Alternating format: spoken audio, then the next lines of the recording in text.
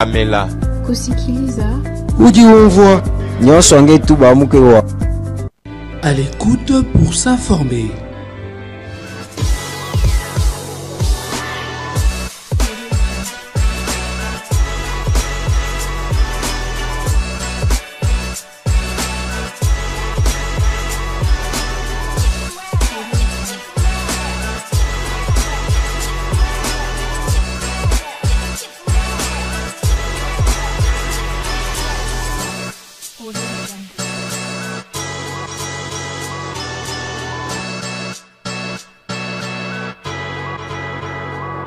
À l'écoute pour s'informer.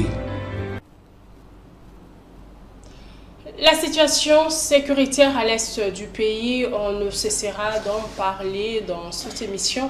À l'écoute, mesdames et messieurs, bienvenue dans votre émission.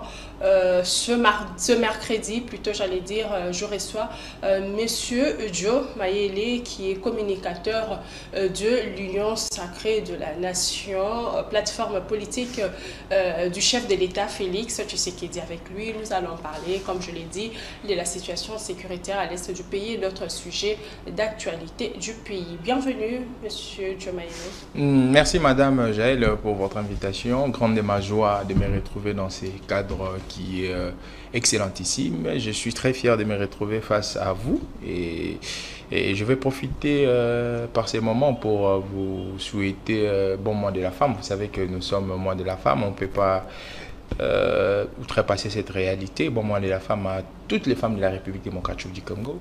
Je pense qu'à la propriétaire aussi de cette institution médiatique. Bon mois de la femme à elle. Bon mois de la femme aussi aux femmes que moi j'ai voulu défendre. Entre autres, il y a aussi la gouverneure du Lualaba, l'actuelle candidate, Madame Fifi Masuka, qui fait un travail excellentissime. Bon mois de la femme à Madame Yvette Angoussi, qui a représenté le Congo pas plus tard que la semaine passée. Il était aux 68e session des ONU Femmes, donc bon mois de la femme à elle. Et je pense que on sera à la hauteur pour donner nos réflexions, pour émettre nos réflexions sur des questions capitales qui gangrènent la République. Et puis je pense que nos téléspectateurs seront satisfaits de nos réponses. Donc on est là pour donner un peu notre savoir pour la République. Merci beaucoup. Ok, puisque je vous prends par rapport à vos mots, puisque vous souhaitez un bon mois de mars, vous dédiez ce mois à la femme. Exactement. Si aujourd'hui le chef de l'État nommait une femme Premier ministre, ça vous arrangerait? Moi, je suis très positif dans cet aspect de choses. Vous savez, dans l'aspect institutionnel, M. Joe Mayele n'a jamais pris les caractères sexe comme un critère, parce que si je parle de la femme, c'est seulement un élément de différenciation entre l'homme et la femme, mais dans les domaines institutionnels, moi je table plus sur les compétences. Vous voyez, aujourd'hui je vous parle des femmes, par exemple comme Fifi Masuka aujourd'hui, qui lorsque vous regardez sa gestion de la province de Lualaba, ce n'est pas une gestion qui est caractérisée par l'aspect sexisme, c'est une gestion qui est caractérisée par l'aspect résultat. Il y a aussi une dame que moi je connais, madame, par exemple Madame Ariette Ouamou. Quand vous regardez son parcours dans la scène politique, vous regardez son dynamisme, ça ne reflète pas l'aspect femme, mais ça reflète l'aspect compétence. Donc aujourd'hui, si le chef de l'État nommerait, je mets au conditionnel, une femme à la tête des institutions, à la tête plutôt du gouvernement, moi je pense que je m'épierais à cette décision, vu aussi les différentes compétences de la femme. Parce que si vous mettez ces femmes-là qui ont géré les provinces, qui gèrent les institutions dans tous les niveaux, vous allez constater que ce sont les femmes qui ont un rendement. Le problème, ce n'est pas la femme, mais le problème, c'est les répondants. Lorsque la personne qui est là dans une fonction doit être la personne répondante aux déshydratats de la population. Et je pense que ça soit un homme, que ce soit une femme, si aujourd'hui on nommait une personne, que ce soit une femme, que ce soit un homme, moi ça ne me léserait pas, mais que ça soit le profil d'une personne qui est une personne répondante, une personne ambitieuse, une personne qui est caractérisée par l'éthique, une personne qui est caractérisée par l'essence du patriotisme, un élément très important, et une personne qui va satisfaire la population congolaise. Parce qu'il faudrait savoir, lorsque on cherche le pouvoir, les derniers corollaires, c'est la satisfaction de la population. Quand la population n'est pas satisfaite, ça signifie que ton pouvoir n'a pas été à bon escient. Donc je pense que une femme ou un homme, moi ça m'arrange. Les femmes, oui, j'en connais, comme j'ai cité nommément, ceux qui ont fait un travail bien, un travail au sein de la République. Je parle trop de Fifi Masuka parce que elle a proche. Bon, pas proche, mais j'ai eu à voir ce qu'elle a fait. Je connais quelques-unes de ses proches et je sais comment est-ce qu'elle a géré la promesse de loi là-bas. Une personne qui a été intérim pendant 2 ans et demi, mais elle a donné du répondant à la population dans la baise. Donc, je pense que quand vous voyez ces gens d'actions... C'est que la femme, si on doit prendre des femmes du profil de Fifi Masuka aujourd'hui à la tête du gouvernement, elles vont faire mieux que les hommes. Ben, moi, je pense que n'entrons pas dans les guéguerres hommes-femmes. Ici, lorsque on parle institution, il faudrait parler des hommes avec grand H. Oui, bien sûr. Mais je pense que... je pense qu'il y a toujours une différence, même si... Une différenciation dans l'aspect peut-être complexe de la femme qui dit que quand elle fait mieux, il y a toujours un répondant ou une certaine divergence avec l'homme qui est passé. Moi, je pense que ici, il faut plus parler du caractère politique de la femme. Lorsqu'elle est là, elle est comme autorité. Et si elle fait mieux, il ne faut pas la comparer par son genre, mais il faut la comparer par son rendement. Bon, Madame Jaël a fait mieux que M. Joe Mayele. Ce n'est pas parce qu'elle est une femme, c'est parce qu'elle a été compétente. Et c'est comme ça qu'il faut faire les choses pour éviter les guéguerres sur le sexisme. Parce que nous ne sommes plus au siècle où on doit faire voilà le sexisme. Moi, je ne suis pas de ces courants-là. Je suis du courant où on doit faire prévaloir les qualités, les potentialités, et éliminer même les clivages ethno-tribaux, éliminer les sexismes pour permettre à notre société d'avancer. Parce que hommes et femmes ont une importance capitale dans la société. Et nous avons besoin de l'apport de femmes, nous avons besoin de l'apport des hommes. Donc, si le chef d'État nommerait une femme, moi, je serais positif. Puisque nous parlons du gouvernement qui doit arriver, on a vu l'informateur, le formateur, Augustin Kabouya qui a clôturé ses consultations durant tout ce temps en tant que communicateur. Comment vous commentez ce que les députés, Kabouya a fait? Bon, en général, c'est un travail excellentissime réalisé par un monsieur qu'on appelle M. Kabouya. Vous savez, il y avait une majorité qui s'est déjà dessinée. Cette majorité au regard de la plateforme qui accompagnait les chefs de l'État. Parce qu'il faudrait dire une chose, donner une certaine nuance, l'Union sacrée n'est pas une plateforme électorale. Aucun regroupement politique a compétit sous le label de l'Union sacrée. Chaque regroupement politique a compétit sous un label, mais sous la supervision de l'Union sacrée comme plateforme politique qui accompagnait les chefs de l'État. Mais qui soutenait sa candidature. Oui, exactement, qui soutenait sa candidature. Il faudrait toujours faire une différenciation, madame. Parce que lorsque vous êtes en train de lire la loi électorale, vous allez comprendre que la loi électorale permet à ce que on aille aux élections sous 3 labels. Soit on part par un regroupement, soit on part par un parti politique, soit on parle en étant indépendant. Et l'Union sacrée, lorsqu'on est en train de la définir par une approche organisationnelle, l'Union sacrée n'est pas un label politique et n'est pas une plateforme, un regroupement politique, ni un parti politique, mais l'Union sacrée est une méga plateforme politique. Et cette plateforme qui accompagne les chefs de l'État. Donc je pense que si je dois me réasseoir sur votre question, M. Kabouya n'a pas eu assez de difficultés parce que l'Union sacrée comme méga plateforme politique qui accompagnait les chefs de l'État. Au sein de l'Union sacrée où nous avons eu des regroupements électoraux qui ont compétit sous le label de la vision des chefs de l'État, ont donné un certain poids.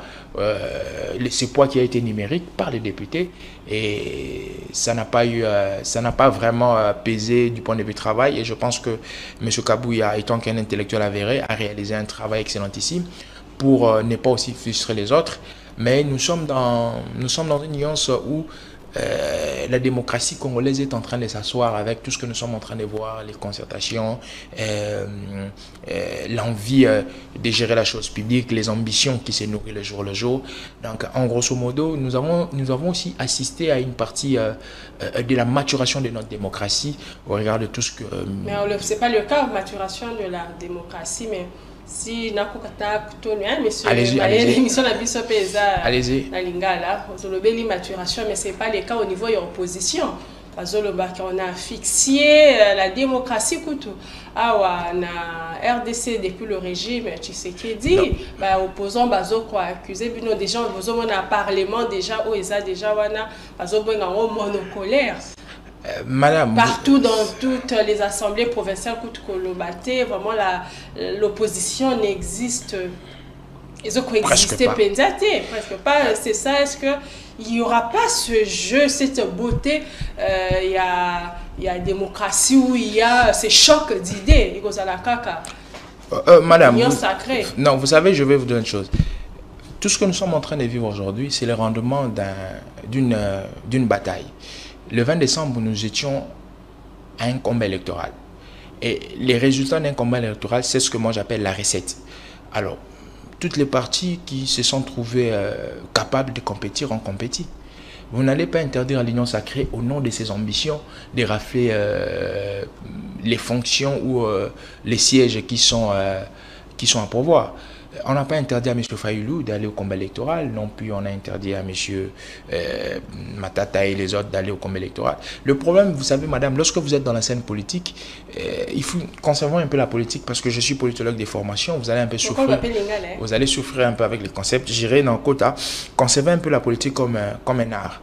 Alors, la politique, lorsqu'elle est conçue comme un art, nous sommes dans ces champs de bataille où il y a une certaine dialectique. Il y a deux personnes. Il y a ceux qui doivent conquérir le pouvoir et ceux qui doivent le garder.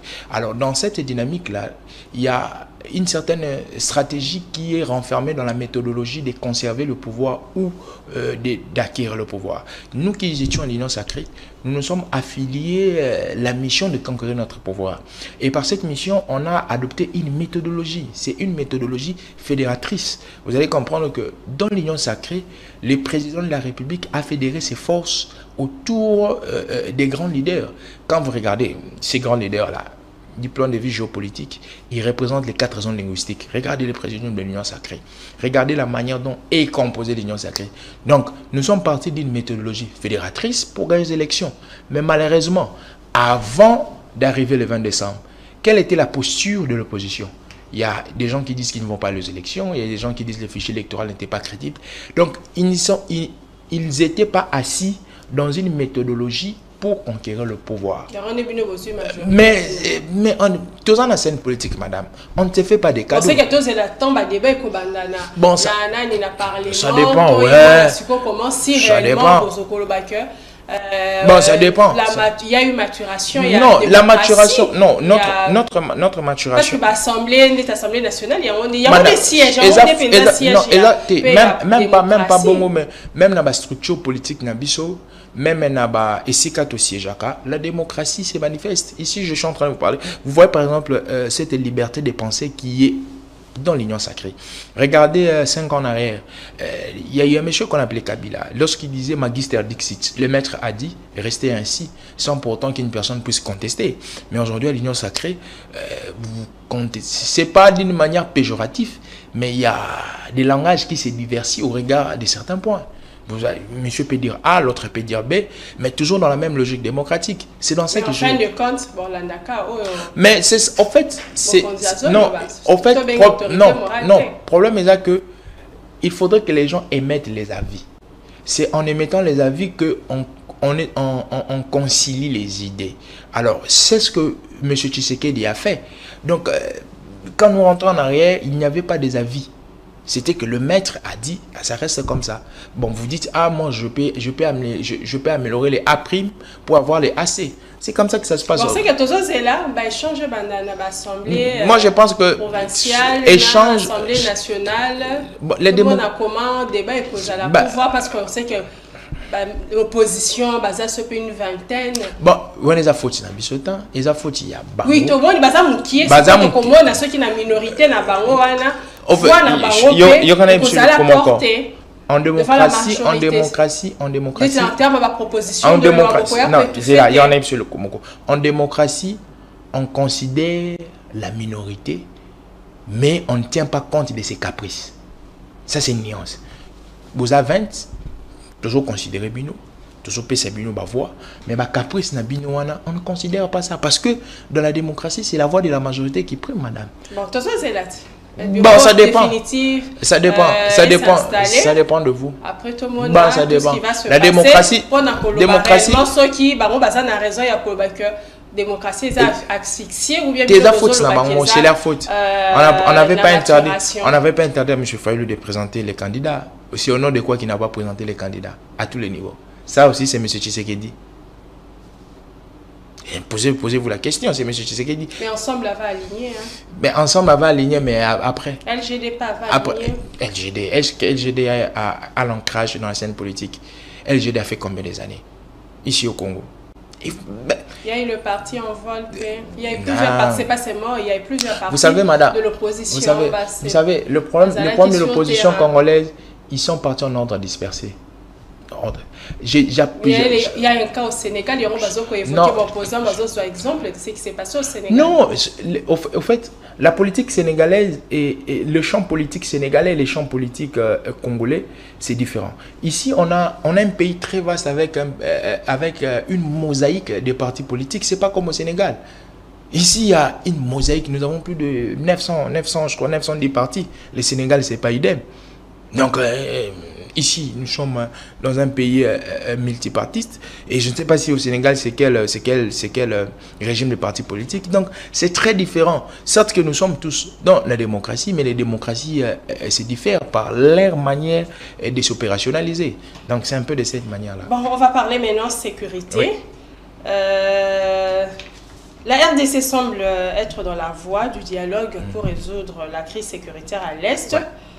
Mais au regard de la volonté exprimée entre les présidents Tshisekedi et Salva Kiir du Sud-Soudan récemment, Yaki Awa, na RDC, sur la relance urgente du processus électoral, les processus plutôt de paix de Nairobi et de Luanda. Est-ce la meilleure solution, Lélo?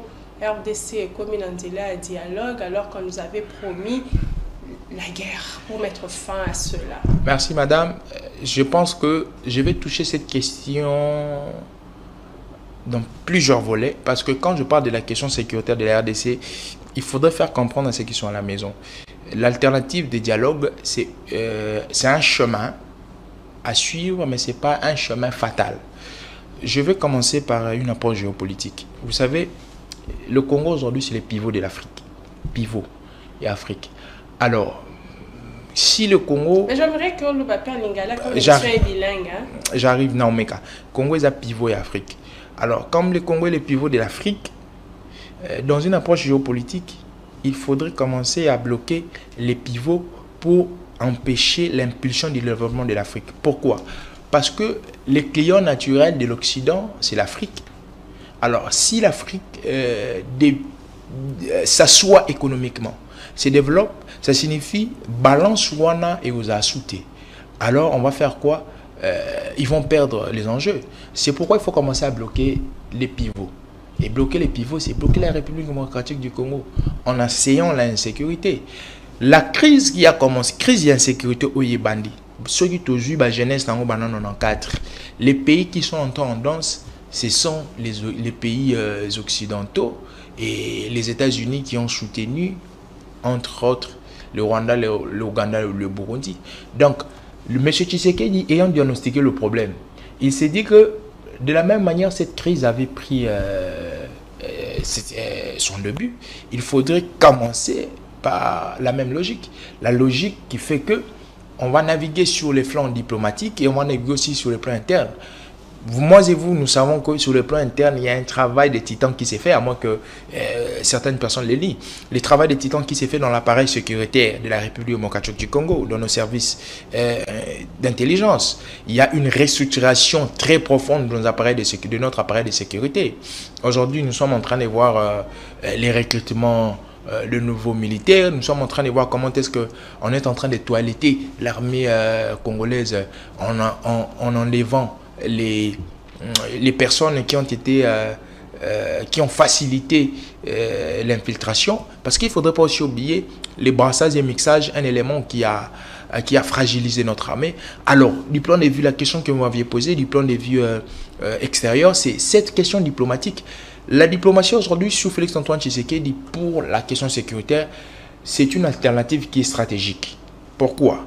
Parce que les temps où on est en train de réformer l'armée, où on est en train de toiletter l'armée, c'est les temps où nous négocions. Parce que si nous partons avec cette armée qui a été fragilisée par la traîtrise et par le brassage et mixage, cela sera un génocide. Parce que... Mais tant on peut dire que la guerre a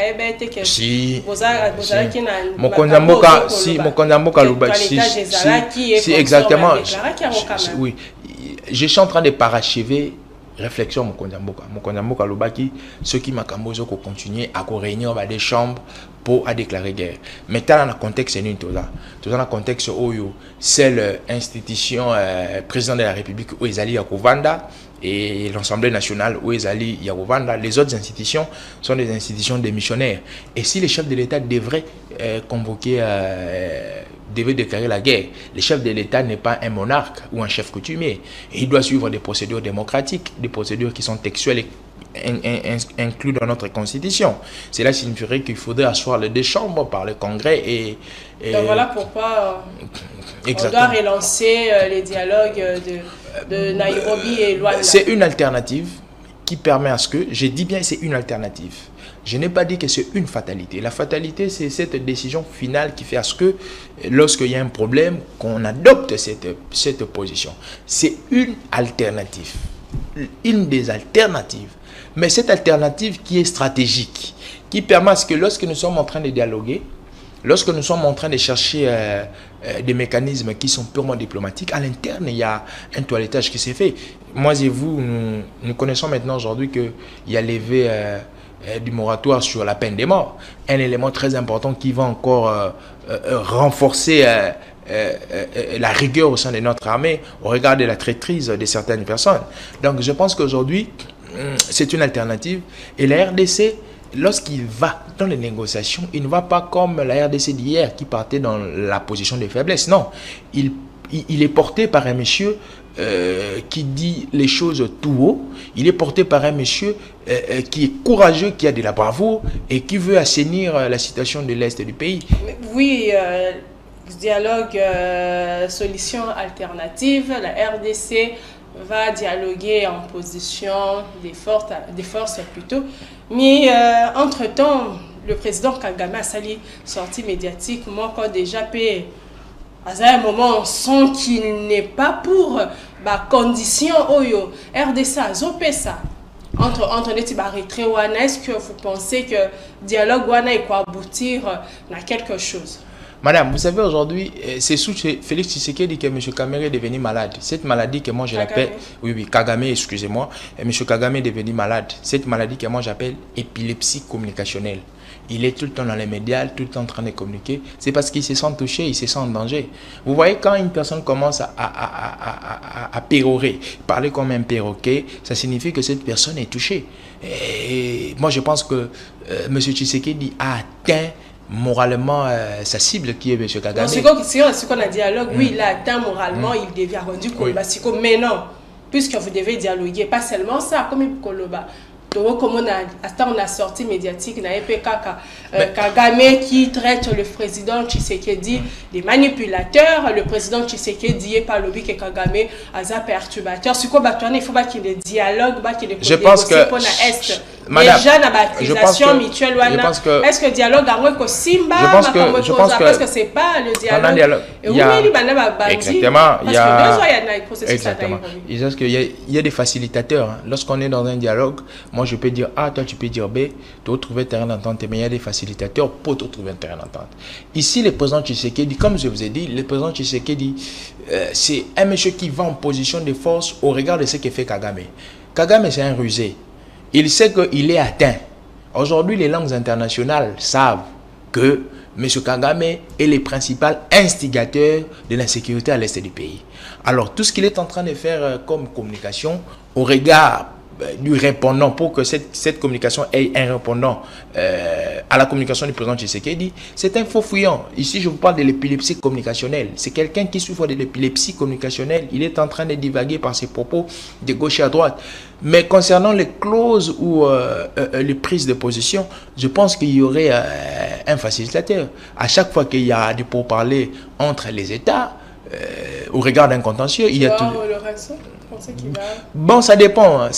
Les facilitateurs, on peut avoir un facilitateur de la sous-région et on peut aussi avoir d'autres facilitateurs qui peuvent être des envoyés spéciaux venus de certains organismes internationaux. Mais celui de Luanda, ça s'est fait sous la médiation? Oui, celui de Luanda, sous Lorenzo, exactement, je sais. Mais les facilitateurs aussi, c'est quelqu'un d'intelligent qui peut aussi apporter certaines alternatives au regard du contexte sécuritaire. Vous savez, Joao Lorenzo est parti, il fait partie de la SADC, non? L'Angola fait partie de la SADC, mais aujourd'hui, la SADC est sur terrain pour défendre la République démocratique du Congo. Donc, et que Kagame ne veut pas. Mais en fait, pour Kagame, moi je vous ai dit, il est atteint, c'est un faux fouillant. Il est atteint et toutes les alternatives pour éradiquer cette insécurité, peut-être, il va faire semblant, mais il est à sa fin. Il est à sa fin.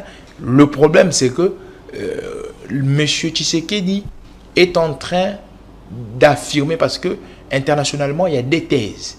La thèse de l'instigation rwandaise et la thèse du complot international. Tout ce qui se passe du point de vue dialogue, M. Tshisekedi, c'est un fin stratège.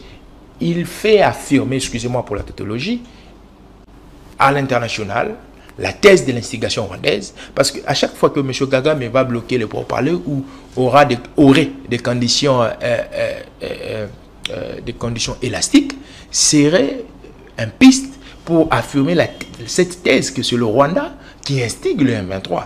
Et la thèse du complot international, c'est cette thèse qui fait que certaines nations, certaines grandes puissances, par rapport à cette insécurité, ne disent rien. Ces thèses sont pourtant donner les sanctions. Ça, c'est la thèse du complot international sur la RDC. Et cela nous permet à mieux nous positionner pour savoir comment est-ce que nous allons tirer. C'est un peu ça. Mais bon, voilà pourquoi vous ne pouvez pas répondre à ma question. Dans cette guerre, je ne sais pas, c'est déjà cette guerre médiatique entre les deux chefs de l'État qui doivent se rencontrer un jour pour dialoguer sur la crise sécuritaire à l'Est. Est-ce que ça va aboutir à quelque chose, croyez-vous? Il y a eu trop de démarches, ils se sont rencontrés, les chefs de l'État fait des allers-retours à Luanda, il y a la délégation congolaise à Nairobi, déjà là, les jalons sont déjà jetés. Est-ce que cette fois-ci, ce dialogue va aboutir à quelque chose pour l'intérêt des Congolais, pour la paix et la sécurité de nos compatriotes de l'Est? Moi, je pense que pour le bien-être de la population rwandaise, hein, si Kagame aurait bonne foi, ça peut aboutir à quelque chose. Mais nous connaissons l'homme et ses formules de faire, ses formules d'agissement. Monsieur Kagame, c'est un monsieur qui adore les minéraux de la RDC. C'est quelqu'un qui est un sanguinaire. Et c'est quelqu'un qui veut les territoires congolais. Et je pense que dans cette dynamique, il va toujours bloquer les dialogues. Mais M. Tshisekedi va dans une position pour, je vous ai dit, lui, il va dans la position pour affirmer sa thèse. Il affirme cette thèse pour montrer au commun des mortels, pour montrer à ses pairs que le vrai problème, ce n'est pas les M23, le vrai problème, c'est M. Kagame qui instigue le M23. Donc je pense que à 50%, si je dois être un mathématicien, à 50%, ça peut aller. Mais l'autre 50%, ça ne peut pas aller au regard de l'attitude qu'a M. Kagame. Mais moi, j'analyse plus sur l'approche de M. Tshisekedi d'aller dans ce pourparlers. Et pour moi, ça serait pour le pays et pour M. Tshisekedi, c'est un élément de taille pour montrer au commun des mortels et à ses pairs que le vrai problème, ce n'est pas lui, mais c'est M. Kagame. Et si ça ne marche pas, comme vous avez dit, à 50%, le dialogue n'aboutit à aucune résolution des paix parce qu'il y a eu des communiqués finaux qui ne semblent pas être respectés. On a vu l'arrivée de ces différentes organisations sous-régionales, les AC, il y a tout cela. Maintenant, il y a maintenant la SADC et si ça ne marche pas, c'est l'envoi la RDC maintenant d'opter pour quoi? Madame, aujourd'hui, je vous ai tantôt dit... Parce que la guerre, vous avez dit ici que nous sommes dans la réforme de l'armée.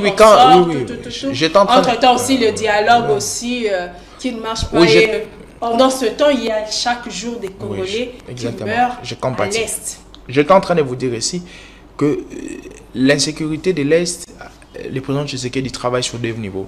Aujourd'hui, si ça ne marcherait pas, je reste dans le conditionnel, c'est que le fait que là-bas, ils sont en train de travailler diplomatiquement, à l'interne, ça travaille aussi, madame. À l'interne, ça ne reste pas statique. À l'interne, il y a un travail de titan, un travail qui s'abat sur la réforme de l'appareil sécuritaire. L'appareil sécuritaire aujourd'hui comprend l'armée et ses ressources humaines et puis les services d'intelligence. Vous pensez que tout ce qui est adopté à l'international n'influe pas sur le national? Oui, ça influe. M. Tshisekedi, par le biais de son gouvernement, qui sera bientôt connu, travaille sur l'armée congolaise. Moi et vous, nous voyons comment est-ce que l'armée congolaise devient de jour en jour sophistiquée par son armement. Quand M. Tshisekedi est arrivé au pouvoir, on ne pouvait pas acheter des armes. Mais aujourd'hui, on peut acheter des armes. Quand M. Tshisekedi était arrivé au pouvoir, j'ai toujours eu à faire rire plusieurs personnes. Regardez la hiérarchie de l'armée, les 5 personnes qui occupaient les fonctions, chef d'état-major adjoint, et quand vous descendez les 5 premières personnes de l'armée, il semblerait qu'ils auraient, je refuse d'être poursuivi par ces personnes ou par les services, il semblerait, je mets au conditionnel, que ces personnes-là auraient des ramifications avec les rébellions. Mais venez maintenant sous Tshisekedi aujourd'hui, les 5 premières personnes qui occupent l'armée, il semblerait qu'ils n'auraient pas des ramifications avec les rébellions. Donc il y a une différenciation, il y a un travail de fond, un travail bien qui se réalise. Et ce travail-là se réalise aussi parce qu'il y a un travail à l'international qui s'est fait. Moi, je ne suis pas pour les morts qu'il y a Kivu là-bas. Ça ne me plaît pas parce que déjà, au nom de la chrétienté et puis au nom de l'humanisme, la vie humaine est sacrée. Je suis un serviteur de Dieu et je suis un Congolais, un humain aussi vivant sur la planète Terre. Ça ne me plaît pas quand un être semblable tombe. Ça ne me plaît pas. Donc je suis de cœur avec ces personnes, mais de la même manière, cette crise s'est assise, s'est enracinée. Il faudrait aussi un mécanisme un peu kilométrique pour terminer cette crise. Il ne faudrait pas oublier que M. Tshisekedi, lorsqu'il se bat pour la pacification de l'Est, ce n'est pas une pacification qui doit être temporaire. C'est une pacification qui doit être éternelle et durable. C'est pourquoi on doit passer par plusieurs échelons pour asseoir la paix à l'Est du pays. Parce que la paix qui va être assise à l'Est du pays sera une paix éternelle où le Kivu et le grand Kivu va retrouver sa paix et où on n'aura plus ces genres de barbarie. Donc c'est pourquoi nous passons un peu par plusieurs gymnastiques qui sont diplomatiques et puis plusieurs gymnastiques qui sont internes. Oui, plusieurs passages diplomatiques. On a vu le vice-premier ministre, ministre des Affaires étrangères, Christophe Lutundu, lors de sa dernière sortie médiatique, qui salue les avancées diplomatiques de la RDC sur cette crise sécuritaire à l'Est. Il a cité notamment, comme vous l'avez dit, la levée de l'embargo sur l'achat d'armes, mais aussi cette fierté-là, le fait que d'autres pays du monde pointent le Rwanda comme étant auteur de la crise sécuritaire à l'est du pays. C'est suffisant comme résultat diplomatique? Madame, si je ne peux que citer ces deux éléments. Moi, je pense que ce n'est pas suffisant. Mais je vais vous donner une approche mathématicale. Je ne suis pas très fort dans les mathématiques, mais nous et vous, je crois en deuxième secondaire ou troisième, nous avons étudié les notions des fonctions. On vous dit pour arriver au point Z, il faut commencer par le point A, vous transitez au point T et puis vous allez arriver au point Z. On arrive au point Z directement. Non, non. C'est que aujourd'hui, la crise sécuritaire, c'était un fait social qui s'est assis. Alors, pour les terres, il faut commencer par un mécanisme. Si aujourd'hui, les gens comme M. Laurent Désiré Kabila, qui ont été à la genèse de cette crise et qui ont voulu l'éradiquer, n'ont pas eu cette facilité, c'est parce que ils ont eu l'incapacité de démontrer l'instigation rwandaise. L'accord de Lusaka, lorsque je suis en train de lire, en 99, si ça a échoué, c'est parce que M. Laurent Désiré Kabila n'avait pas la lucidité de démontrer l'instigation rwandaise. Et aujourd'hui, lorsque M. Tshisekedi arrive avec sa diplomatie, il fait 5 ans, il démontre, je parle de des thèses ici, il y a 2 thèses qui sont affirmées aujourd'hui mondialement. Comment Kabila avait réussi alors? Parce que non, Kabila n'a pas réussi. Il a quand même légué un pays entier non, à Félix Tshisekedi. Je peux vous répondre à chaud, madame. Le Congo n'est pas un pays entier. Le Congo aujourd'hui, attendez, non, attendez,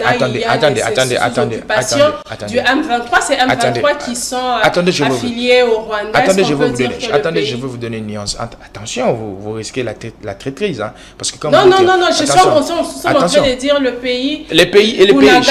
Il y a une partie du pays qui est sous occupation. Voilà les rebelles. Voilà pourquoi je suis en train de donner cet exemple-là. Exactement, très bien. Voilà la nuance que vous avez ajoutée. La sous-occupation d'une portion de nos terres.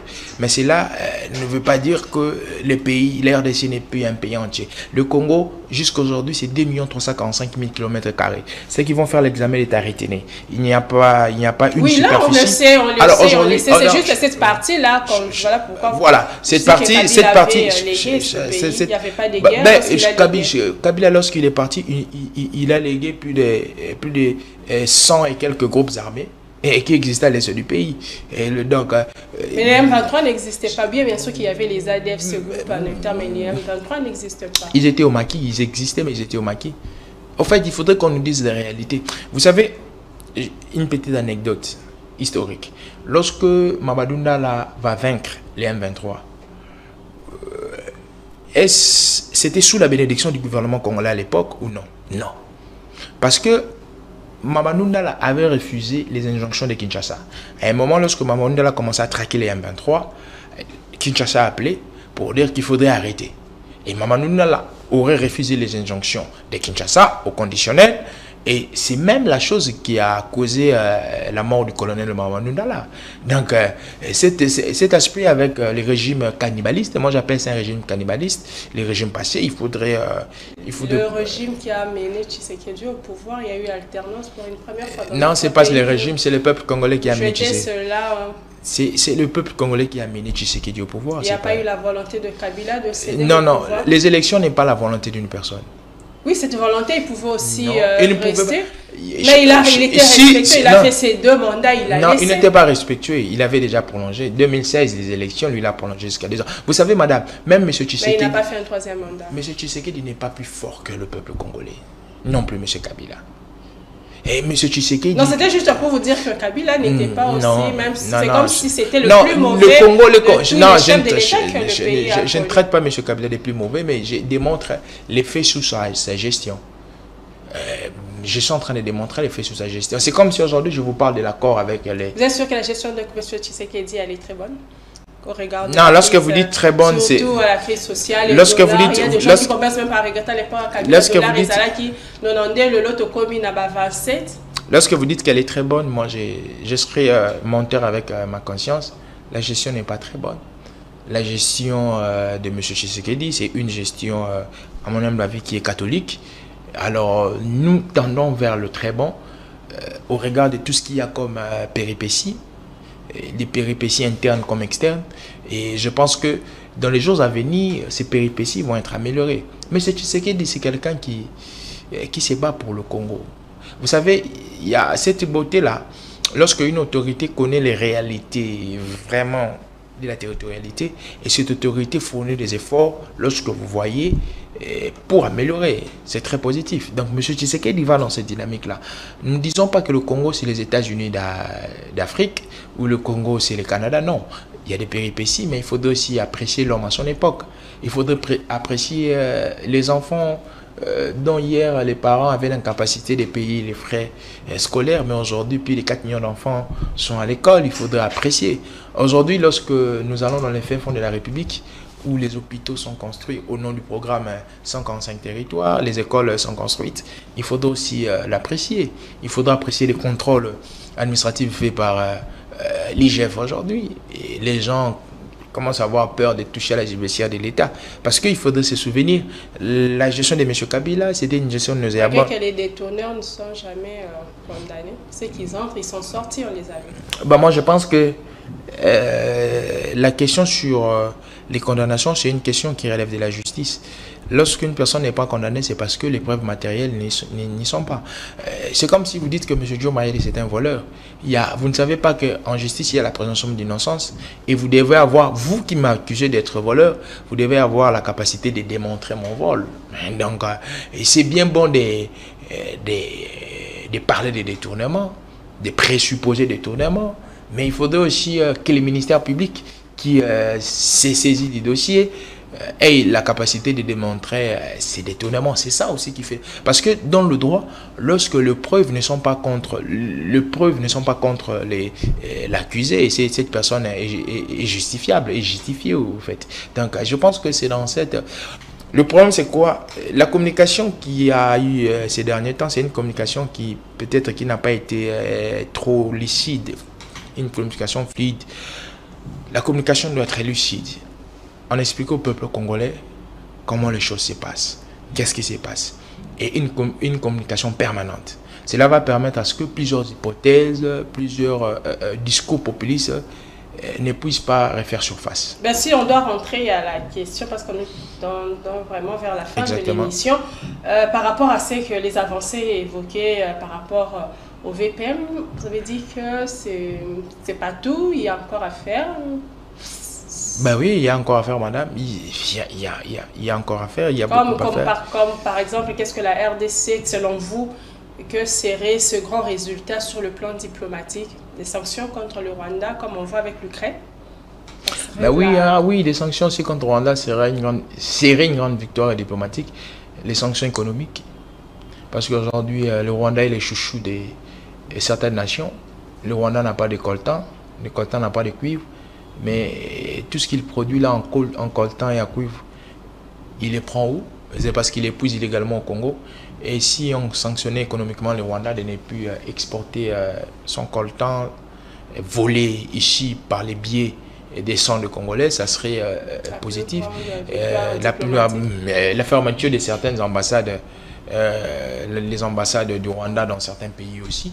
Donc je pense que ça serait ça.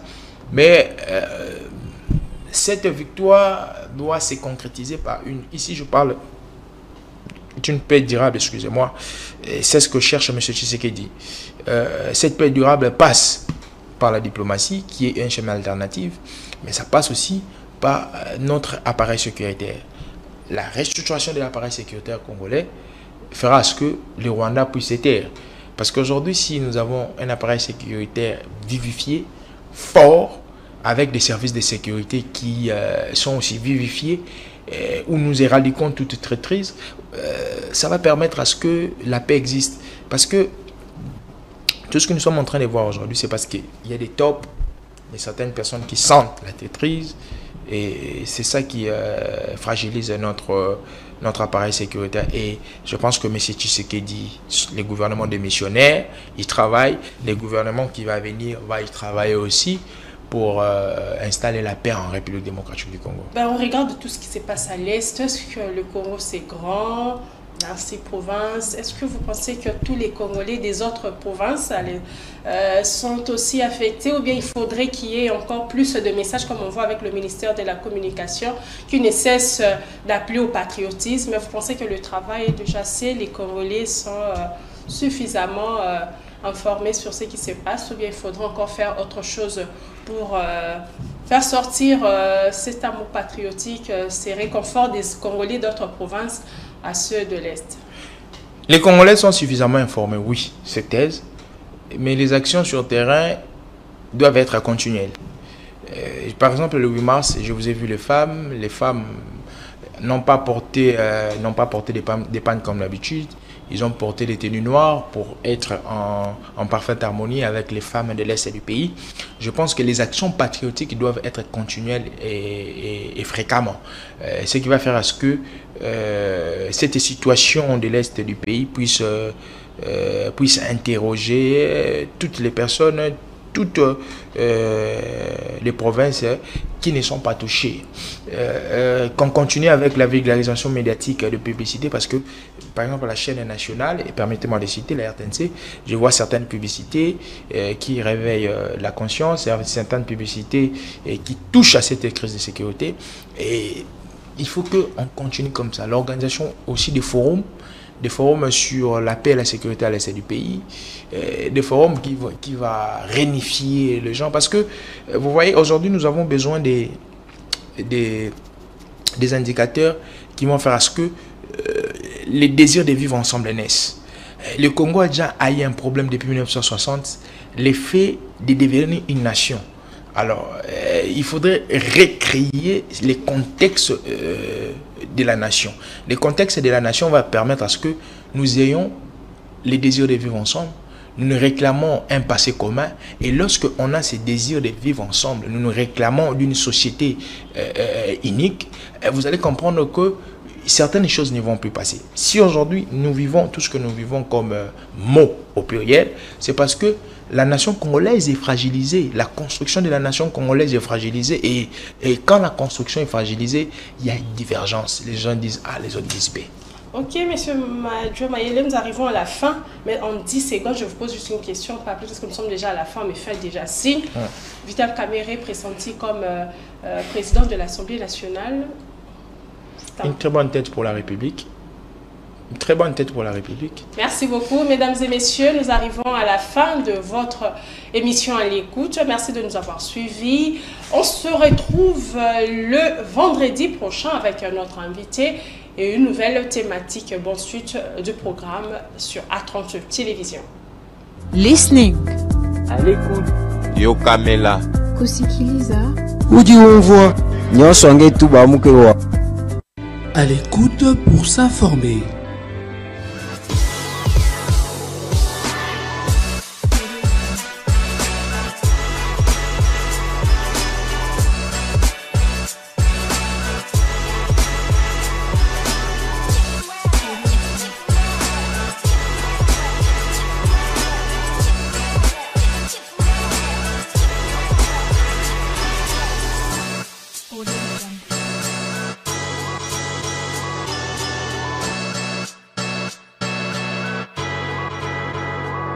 À l'écoute pour s'informer.